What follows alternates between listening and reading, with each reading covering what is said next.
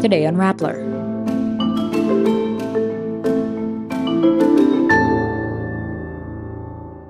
President Marcos Jr. shuts the door on future dealings with the International Criminal Court. The Ombudsman junks charges filed by a drug war survivor against police officers accused of killing 4 people. The MMDA will fine motorcycles seeking shelter under underpasses or footbridges when it rains.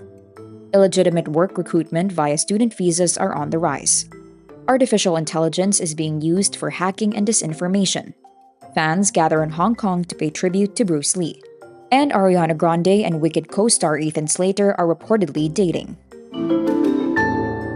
President Ferdinand Marcos Jr. shuts the door on future dealings with the International Criminal Court.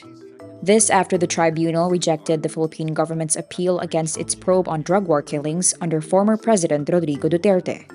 Basta tapos na lahat ng ating pag-uusap sa ICC at kagaya ng sinasabi namin mula sa simula, we will not cooperate with them in any way, shape, or form. We continue to defend the sovereignty of the Philippines and continue to question the jurisdiction of the ICC and their investigations here in the Philippines.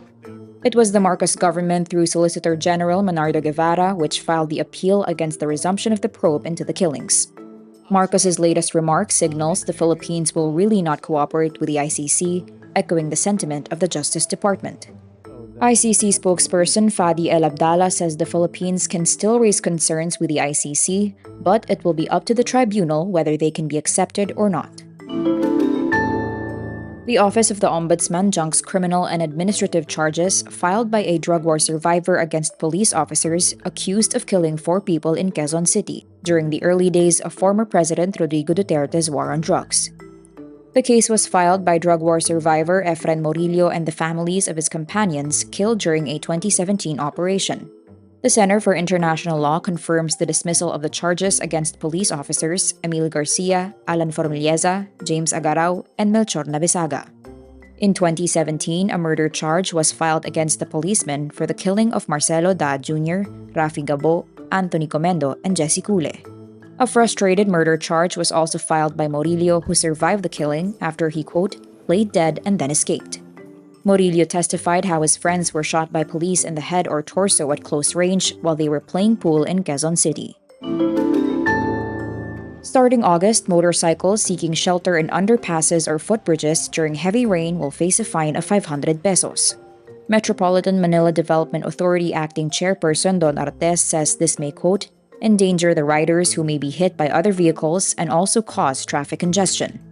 MMDA has also tapped the help of major gas stations in Metro Manila, where the agency will set up tents where motorcycle riders could wear raincoats. Artes says the gas stations are open to the idea, but will still have to iron out the guidelines. MMDA also has emergency laybys along EDSA, where motorcycle riders could temporarily seek shelter during heavy rain. The Department of Migrant Workers says there are increasing reports of recruitment agencies engaging in illegal recruitment by making workers apply for student visas. Of course, we're mindful of the situation ng mga students. In fairness, some or most of them are honest-to-goodness student visa applications. Pero merong mga nadulure in a very wrong way, di ba? Sasabihin na graduate na dito pero magtatrabaho, kaya lang ang track is student pero kailangan magbayad. Kakdak says the number one indicator of the modus is if one approaches an agency looking for work but is given a student visa arrangement. In July, a group of Filipinos who fell victim to the alleged illegal recruitment scheme filed a case with the DMW and the National Bureau of Investigation against the chief executive officer of a company that reportedly asked applicants for more than 100,000 pesos in placement fees. Canada's top cybersecurity official says hackers and propagandists use artificial intelligence to create malicious software and spread disinformation online.